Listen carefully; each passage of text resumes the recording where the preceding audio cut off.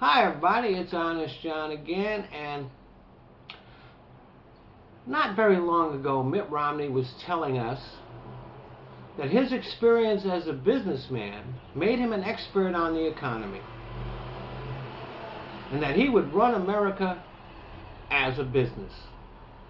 I guess he didn't anticipate that people might take a look at how he conducted his business, at what kind of businessman he was. Turns out there's a lot in there that's not to like. So now he's trying to minimize it, to back away from it. He insists he left Bain Capital in 1999 and had nothing to do with anything that happened after that. And this story is backed up by some of his colleagues at the firm.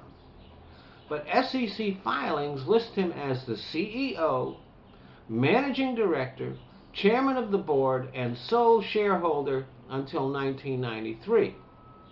And he received a six-figure salary from Bain for that time. Now, the excuse they're making is that the transition of leadership was very complicated, and it took some time to figure it out. So we're supposed to believe that these smart businessmen who made complicated business deals every day could not figure out a simple transition of leadership for 4 years.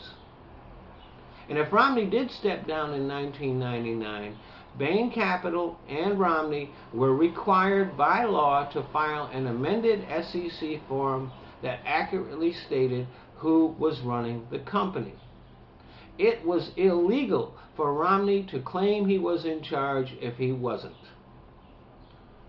Now, his colleagues say he did not come to the office after 1999.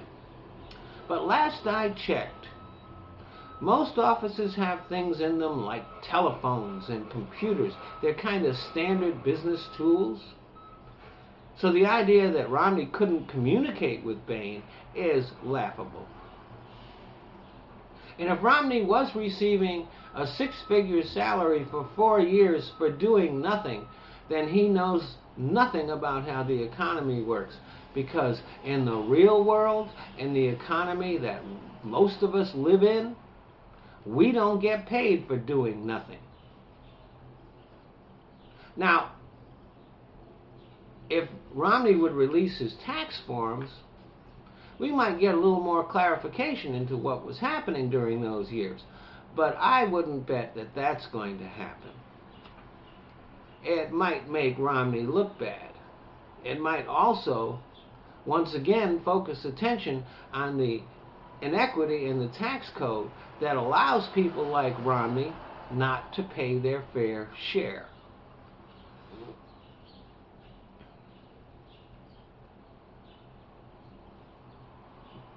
Now, Romney has avoided discussing those issues in depth. Instead, his campaign has released an ad calling Obama a liar, saying it's a pack of lies. And the ad says that there is no evidence that Romney was involved in outsourcing jobs. But in 1998, Romney invested millions of dollars in a company called Global Tech, which specialized in outsourcing jobs to China. It seems that, according to Romney and his friends, being part owner of a company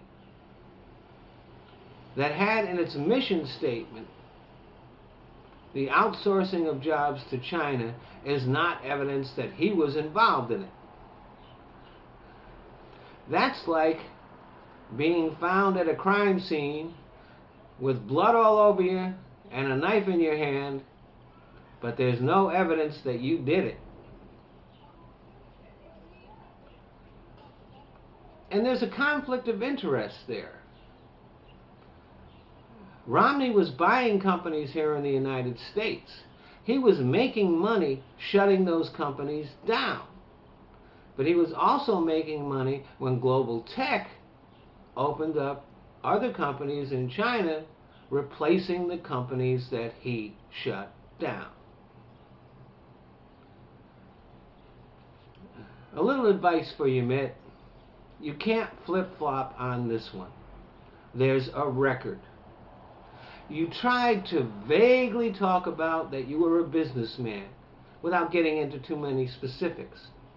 But now we have a real good idea just what kind of businessman you were. Now, you told the NAACP that if they could see what's in your heart, they'd vote for you. Mitt, we might not know where you stand on any issues, really. We might not know what your principles are. We might not know what your core beliefs are. But Mitt, we know what's in your heart. We don't like it. Thanks for listening.